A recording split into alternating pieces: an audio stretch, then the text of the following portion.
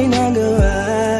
Mga pagkukulang na hindi ko maintindihan kung ano ang naging rason. Binigay ko naman lahat, ngunit bakit ka ganon? Sadyang ang madaya, hindi na to tama. Takot sa aking puso, ngayon lumala na. Siguro ay di na muli na akong iibig pa, dahil nga ako ngayon ay napagod na.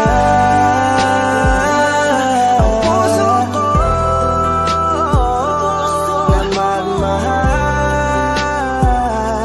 masasaktan lang naman ako. Bakit ba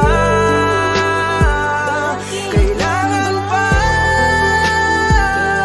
sa maling tao mapunta? Ngayon takot na akong umibig pa. Takot akong masaktan, paulit-ulit na lang ang nangyayari sa akin. Ba't ganito palagi ang tadhana? Bakit sa maling tao pa lagi napupunta? Sana di ko na lang pala nakilala siya. Sana hindi ako ngayon nasasaktan. Kaya ayoko nang umibig, masasaktan aking damdamin.